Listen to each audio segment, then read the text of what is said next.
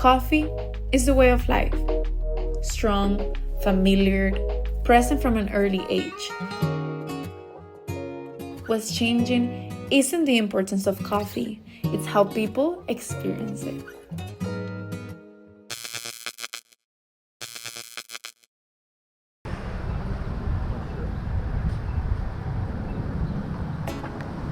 Miami is a city where things overlap. Cultures, languages, habits. A coffee shop inside a tattoo parlor surprises people. Some hesitate, some walk in anyway. Hello. Hey, Joelle. Welcome. Juliana. It's very Hi. nice to meet you. Nice to meet you. Thank you for coming. I've seen a lot of concepts of coffee and art mixing together. I've seen a lot of clothing stores that have coffee shops inside. This is the first time that I've seen a tattoo shop and a coffee shop together, which I think makes you very unique. Such a beautiful mix of concepts. How do you think that the neighborhood or the city of Miami has welcomed you? There's definitely been a lot of mixed reviews. You know, you have people that unfortunately will never break the taboo of tattooing. They're always gonna feel some kind of way about it. We've tried our hardest and done a pretty good job of sort of removing that stigma. We're lucky enough that people have found us through just the coffee shop, so when they come in, the tattoos are more of a surprise. And that kind of helps because it forces them into a situation that maybe they didn't know about, and then once they're here, they realize that it's not so bad and it's not something scary like what they thought it was. How would you define coffee culture in Miami? Coffee culture in Miami is definitely expanding. We are in a weird sort of middle ground. Miami's built on Cuban culture. Being raised here, you're raised on coffee as a child. You get coffee with your toast as a kid. It's very normal. Cuban coffee you can get at any corner, in any window, and it's like $1.50. So this like new third wave of specialty coffee has definitely been a learning curve for the whole city, for every coffee shop that's open. And it's definitely bringing the community into like a new space. I can tell, you know, when people come in and $3 for an espresso is like an outrage. But, you know, if that's the quality of the product that you're being served, that's just how much it's gonna cost. Using our image to make these prices more digestible has been helpful. And then that, you know, creates education and people start to understand why these things cost what they do and why it's different from Ventanita coffee. Even myself, like I have to have Cuban coffee twice a week. Like it's just part It's a part of you. Exactly, and you know, there is a specific taste and a specific craving that, you know, is just built into us as people from Miami, and that's perfectly fine. I wouldn't even consider this the same product, so it's teaching other people that it's not the same thing. Do you think that a lot of people are curious when they come here? They want to ask about the coffee, about the process? They do after, right? After they have it, yeah. okay. They have to realize why it's different. When they're shocked that it's better or it tastes so good or whatever their surprise is, then they want to know why it's so different. Because, oh, it's just coffee, you know? Why doesn't it just taste all the same? So then you start to get the people who care enough to ask questions and come back because this was so much better than anything they've had elsewhere. How do you feel that you can implement your Latino background into the coffee shop? I almost feel like my Latino background comes more from Miami. I love my grandfather and my Peruvian family, but if I'm being the most honest, I wouldn't say that I feel so close to like necessarily my Peruvian heritage. I feel like I'm Cuban, you know, if I'm being super honest. Like I need the Ventanita ladies yelling at me. I need like the old grandmas on the street telling me that I'm dressing crazy, you know, because that's what this city is. Any Cuban lady is gonna tell you that you're overweight or that your hair looks a mess. Like that's just... They're too honest. Yeah. Right, but I love that. And I need that like spice in my life. So I think just growing up in this city, you know, has instilled that love of the culture within me. Yeah, every teacher I ever had was Cuban. Every babysitter I ever had was Cuban. I genuinely feel very connected to that culture, and that's just from being lucky enough to be from Miami. I truly feel that in my heart, if you're from this city, to not have appreciation for the Latinos that built everything that we enjoy and that work at all the jobs that we take advantage of, it would be crazy. Those people raised us and created this beautiful city for us and still continue to run this city, and they are the reason that we're here.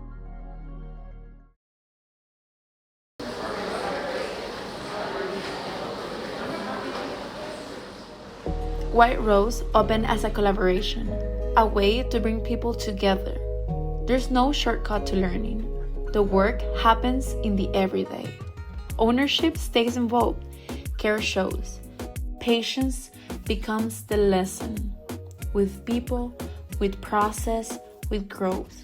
What year did White Rose start? Originally, we opened our first location in 2017. I own it with my cousin, Javier Betancourt, who also owns Ocho Placas Tattoo. So something like this sounded so much fun to graduate college and immediately, run your own business and That's very brave. It was definitely a huge leap. Did you have any experience with coffee prior to this? I didn't, but Javier actually met the roasters from Perla at his gym.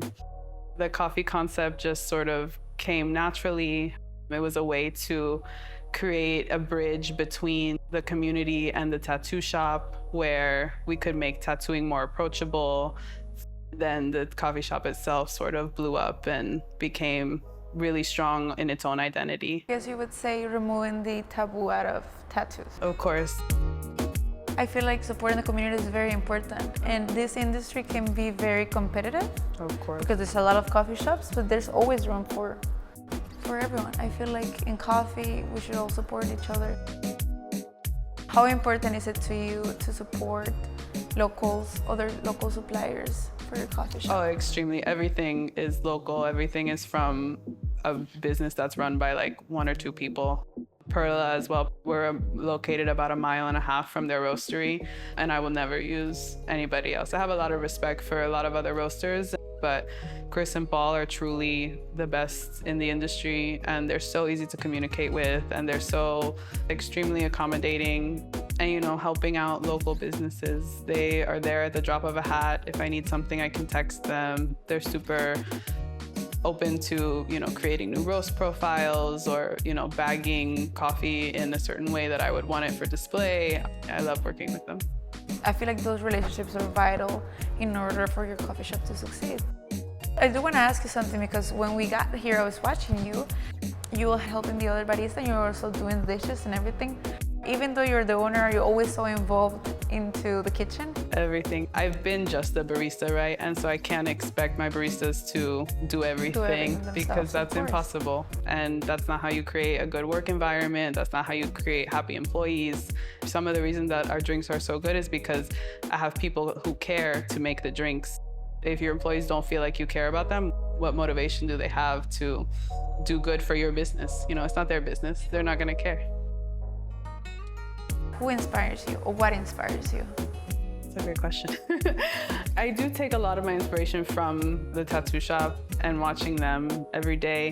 Essentially, tattooers are independent contractors. They have to go out, they have to do great work to get more clients. So having a lot of tattooers here who have been working for 25 years, they've always had to evolve themselves.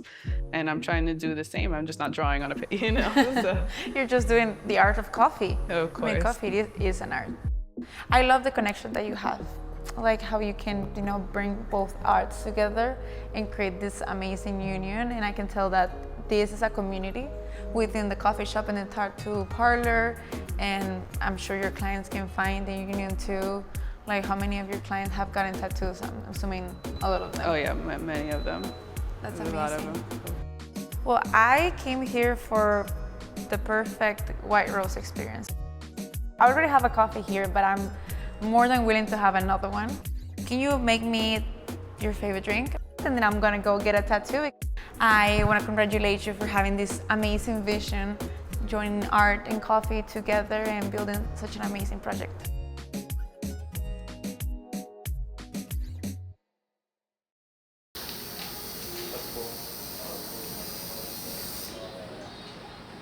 Some experiences stay with you. They mark a moment in time. Art and coffee share that. They grow as you grow. They carry new meaning as life shifts. The chapter ends, but the memory remains. You ready? I'm ready. Okay, let's do this. So you said you've been doing tattoos for 12 years, right? Yes, I've been tattooing since I'm 18. What inspired you? I mean, since I was a kid, I was always into drawing. By the time I was a teenager, I started doing graffiti. I was always into like hardcore and rock music, also rap music. So I feel like the music influence was a big deal. And then like seeing all these tattooed people definitely influenced me to start tattooing. What can you tell me about Javier? He's a great tattooer. I've been following his work since I'm an apprentice. Being able to work by his side is just a huge honor for me. Honestly, one of the things that I take with a lot of pride. He helped me in so many different ways, as a friend, as a boss, and as an artist. He's always like constantly pushing me to be better and giving me direction and good ideas on what to do with tattooing and art in general. So I feel blessed just to be on a creative space with a guy like Javi, you know. Yeah, that's amazing. Yeah, he's a great guy. Me encanta. Siento que le añade mucho, o sea, solo los detalles ya se ve como Sí, le ya se añade nota. demasiado a la pieza. Me encanta. Actually, the reason why I wanted to do this because I was thinking like, what am I gonna get? Right, I knew I was gonna visit White Rose, and I was like, okay, I want the full experience, so I'm getting coffee, and I'm going to get a tattoo. Oh, hell yeah. And then I was trying to reflect on what can I get, and I got very inspired because have you been to Tinta y Café? Have you been? Not really. Okay, I recommend it. It's very good. We did an interview there, and I was talking to the owner that founded Tinta with her brother a long time ago, like I think it's like 20 years ago. And she was telling me that she doesn't like to say that she grew up in Miami. She likes to say that she grew up with Miami. Oh, okay. Because Miami has evolved and it wasn't the same Miami as when she was born, right? So she's like evolving with the city and growing with the city. And I am actually a coffee producer. I have a farm in Costa Rica and I do coffee. So it's like, okay, maybe I didn't grow in coffee, but I grew up with coffee. So then I got this tattoo a long time ago and maybe it's time to update it, right? Like as if it's growing with me. So I love it. I feel like it's adding a lot, but still having the same, you know? Yeah, growing like, together. Exactly. And I was also waiting to see like what inspiration I was gonna get on the trip. It feels very cultural. It's one of the, I guess, most cultural cities I've ever visited, I think. Yeah, Miami. Yeah, it's a unique place. It is. It's very cool. Do you like coffee? A lot, yeah. Okay, good. Good answer. yeah. I don't want to say I'm addicted, but I do like it. Such good coffee. They have awesome coffee. Yeah, whenever I'm not in Miami, I miss it so bad. And I'll go to different like coffee shops and it doesn't taste the same. I don't know. I get it. It's también es el recuerdo emocional, supongo. Right? Sí, igual la gente acá es increíble y a mí me encanta trabajar acá en la tienda. O sea, tiene todo este mambo afectivo. Claro. Por supuesto.